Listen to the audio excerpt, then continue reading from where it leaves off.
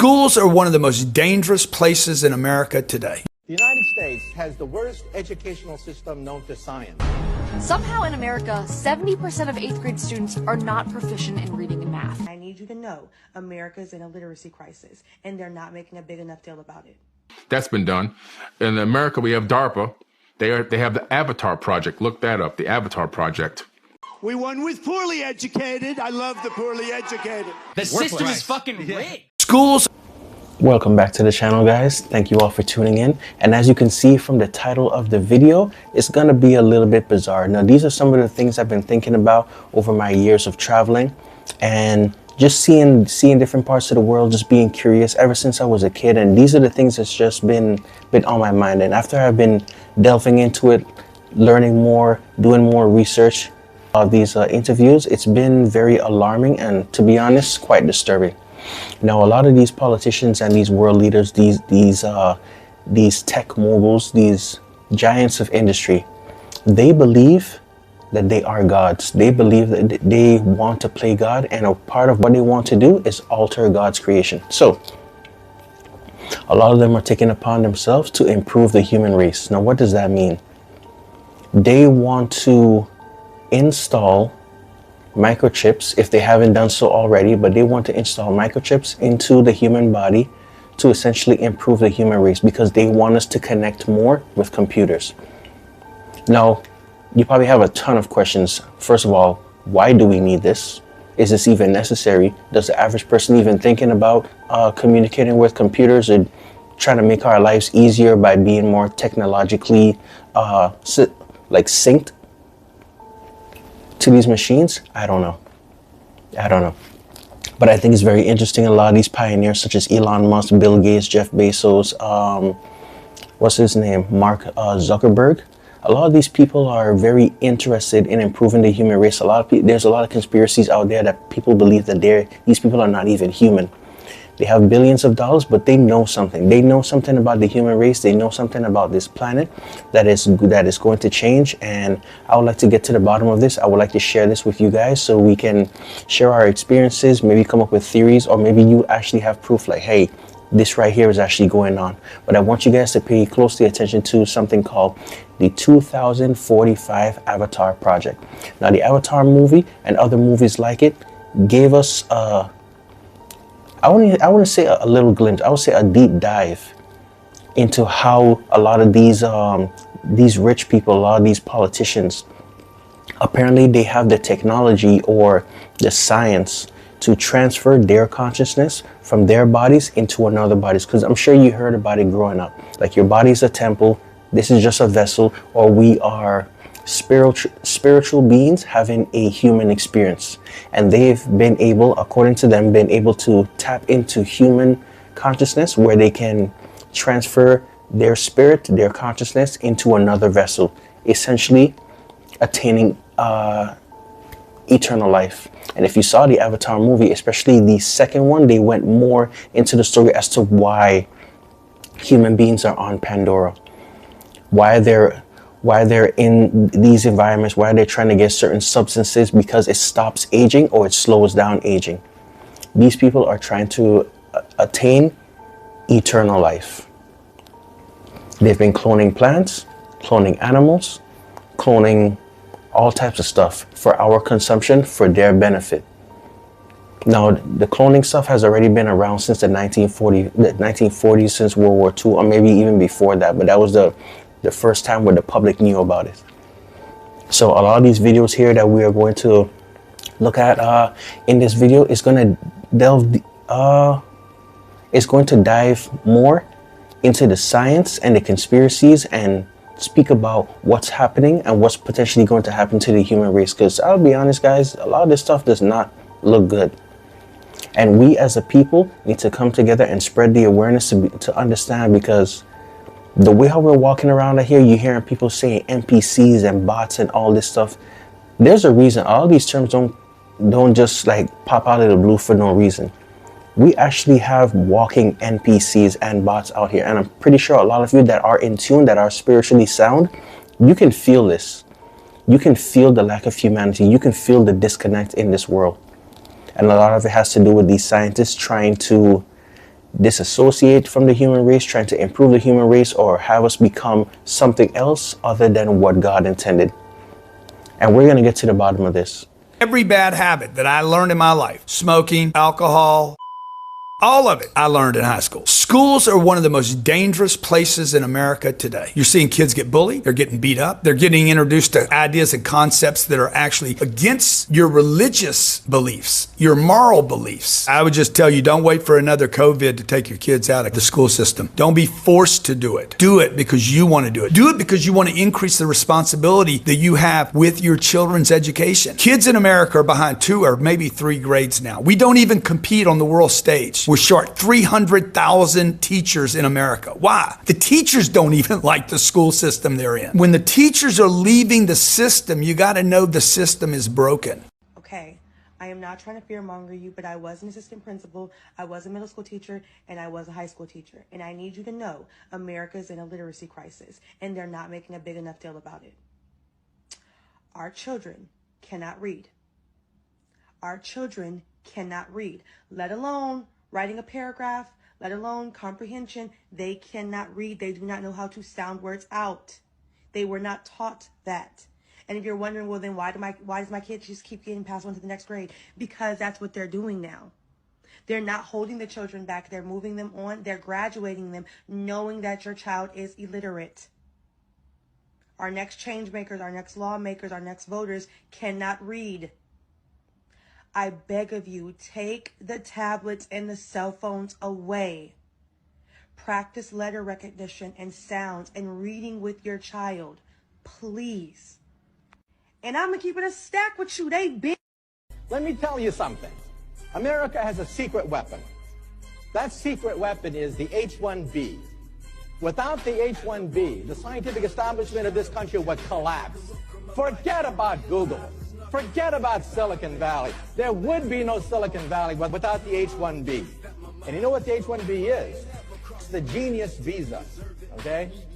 You realize that in the United States, 50% of all PhD candidates are foreign-born? At my system, one of the biggest in the United States, 100% of the PhD candidates are foreign-born. The United States is a magnet sucking up all the brains of the world, but now the brains are going back. They're going back to China. They're going back to India. And people are saying, oh my God, there's a Silicon Valley in India now. Oh my God, there's a Silicon Valley in China. Duh. Where did it come from? It came from the United States. We get here, guys. I personally believe it has to do with the education system. Now, the reason I say that is because a lot of the times we hear politicians talk and they say, oh, think of the children are the future. What if the children are the future and the education system is so lacking? What does that say? If you care so little about the future that you're not willing to invest in education in the proper way, because these people will be making legislations in the future. They will be the ones taking care of the older generation. And if the younger generation, such as the Gen Zs and the Gen Alphas, are having such difficulty obtaining employment, getting an education, a lot of them lack common sense. A lot of employers state that they don't want to hire Gen Z, and Gen Alpha is even worse. What is going to happen to the future of this country? What is going to happen to the future of the world when the education system from birth is severely lacking? Where the average undergraduate student is reading at a 4th grade, 12th grade level. These are not the people that's going to be pioneering industries, and there's a vested effort into keeping the population dumbed down, and it starts with education. Next, we're going to go into nutrition, but definitely education, and they're doing all of this to keep a certain population of the world suppressed, but they're going to be using this technology to improve a certain portion of the population to achieve transcendence or godlike abilities, whatever their plan is. But I believe the root to a lot of this starts with education, because once the education is lower, people's brain function is lower, people suffering from anxiety, depression, and the nutrition is not there. They know these things that provides the human body with this optimal function, whether mentally or physically. They have these things down to the science, to the T. And I believe it starts with education. So we're going to look into this. One was poorly educated. I love the poorly educated. Today we take a very historic action that was 45 years in the making. In a few moments, I will sign an executive order to begin eliminating the Federal Department of Education once and for all. Should I do this?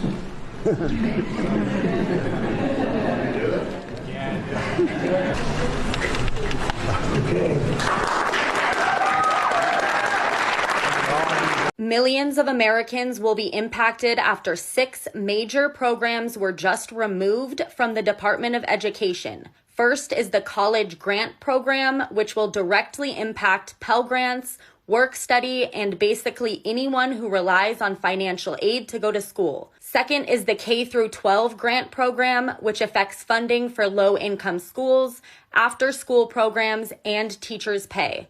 Third is Native American education programs, which impacts funding for tribal schools and protections for Native students' rights. Fourth is the Child Care for Student Parents program, which affects parents who rely on childcare so that they can finish school.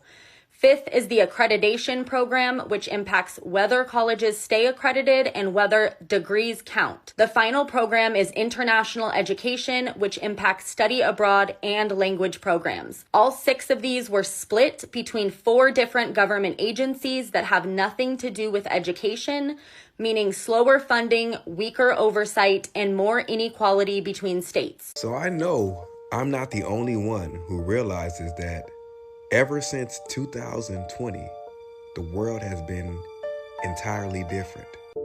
This is Sir Julian Sorrell. Huxley, brother of Aldous Huxley, who authored the dystopian novel Brave New World. Julian championed eugenics as a way to improve the human race. He once said, "Any radical eugenic policy will be for many years politically and psychologically impossible. With the greatest care, and that the public mind is informed of the issues at stake, so that much that now is unthinkable may at least become thinkable." Real Actual science. Actual science. I'll send you. And listen, in Russia, the 2045 project, Ray Kurzweil, they've already took a monkey and transferred its consciousness into a computer. That was done in 2010. In 2000, I think 16 or 17, it was to transfer human consciousness into a robot, which that's been done. In America, we have DARPA. They have the Avatar project. Look that up, the Avatar project. I wrote about it in my book, where they transfer a soldier's consciousness into a field robot. And then the only thing that gets damaged if the robot blows up, the symbiotic link is disconnected through consciousness, but the soldier's obviously not going to die. And so this has all been done. This is real science being actively used right now. By 2045, which is the 2045 project in Russia, they're looking to transfer human consciousness into an actual being, an actual avatar body. You know, so they can take a skin cell from you, they can put it in a petri dish, they can get it under the right conditions, turn that skin cell into a stem cell, culture that, turn that into a group of stem cells, and then grow that into a full clone of yourself using your own stem cells, and then transfer your mind into your new body. Thinkable. He was also a proponent for transhumanism. Concerning it, he said, "I believe in transhumanism. Once there are enough people who can truly say that, the human species will be on the threshold of a new kind of existence, as different from ours as ours is from that of Peking man. It will at last be consciously fulfilling its real destiny. It will be my goal in the coming days to talk about this and the chaos that abounds us now." Thinking about in the way that people communicate. Ever since 2020, a lot of people are staying to themselves. They don't reach out to friends anymore. They don't speak to their neighbors. They don't talk to anybody. They go to work, you know, they eat, they come and scroll on TikTok, and they go to sleep. The world has become very, very introverted place. And I believe that it's being done on purpose. The cost of living has went up to purposely stress you out, to purposely have your mind so weighed down with how am I going to survive? Because if they keep you in a state of fear, then you can't win. And that state of fear will also make you lose relationships, make you lose contact with your people that you really care about. Step out of your body for a second and look in the mirror look at your life and look at everything you've been doing differently since 2020 and see where has that gotten you.